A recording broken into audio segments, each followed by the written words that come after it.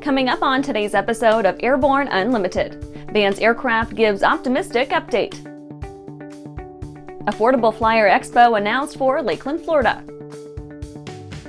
CAF's Diamond Lil needs some downtime.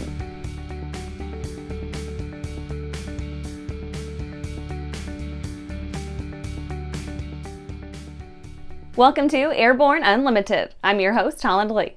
Let's get into today's stories. Van's aircraft gives optimistic update.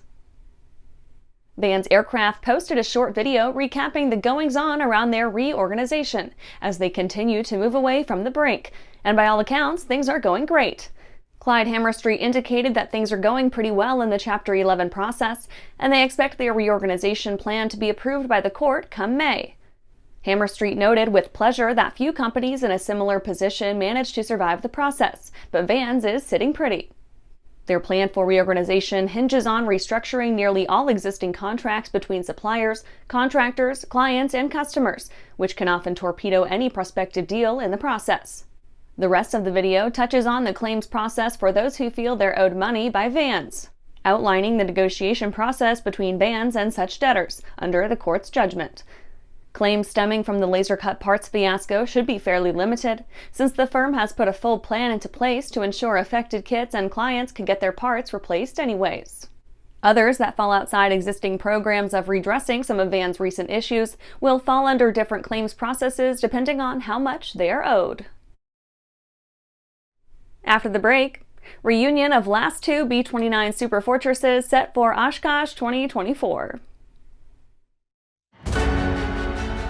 For over 30 years, the massive Sport Plane Resource Guide has provided expert, credible information, evaluations, and critical analysis of all that the sport aviation world has to offer.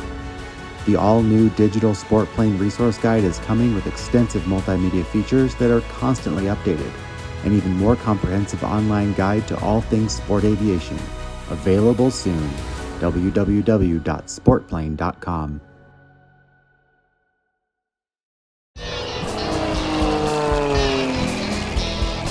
There's a lot of places I get to at the end of the runway or in turnarounds that I need an engine running. So for me, it's very important to have a product that I'm absolutely confident with. I am very confident with the Trailblazer propeller. And when I'm flying air shows, I know that propeller is going to be right for me.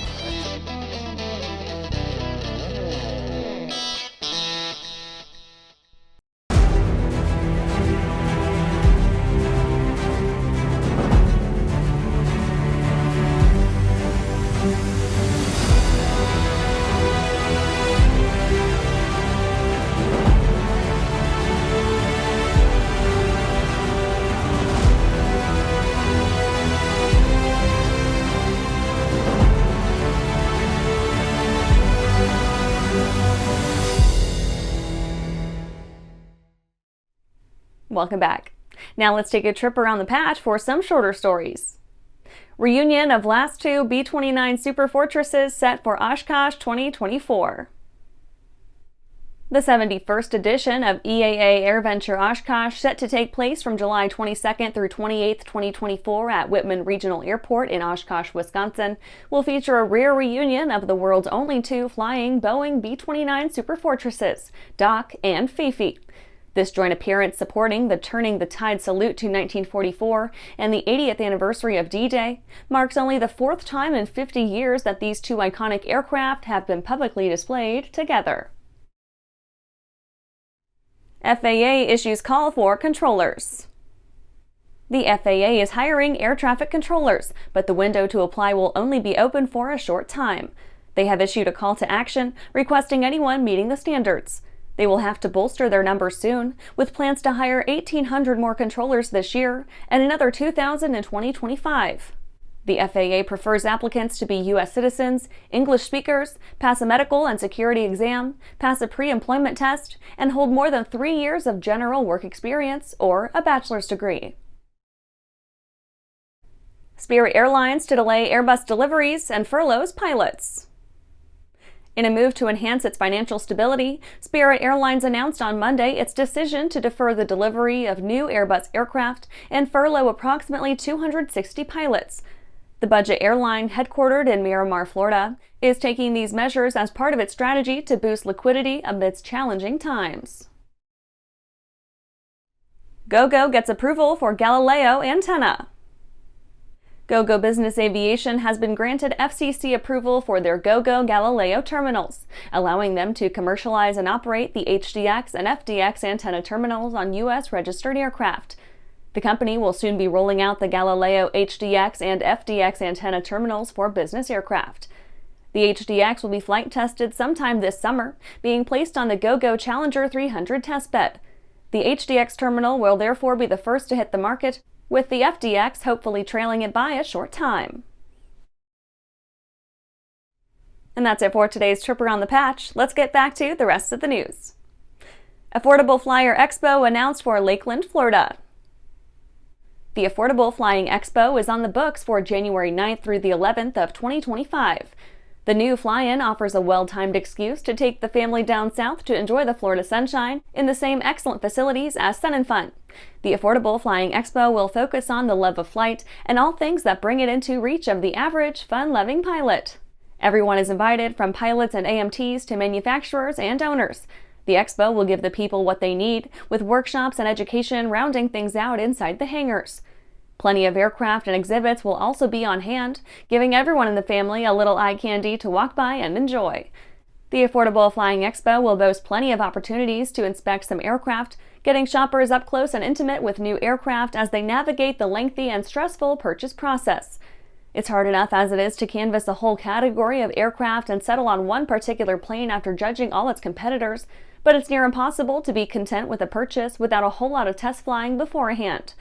The expo will fix that by giving pilots a nice, low-pressure, enthusiast-focused event with room to breathe. The expo is for the people and pilots above all. Find out more at affordableflyer.com. Much more info to come. And after these messages, CAF's Diamond Lil needs some downtime.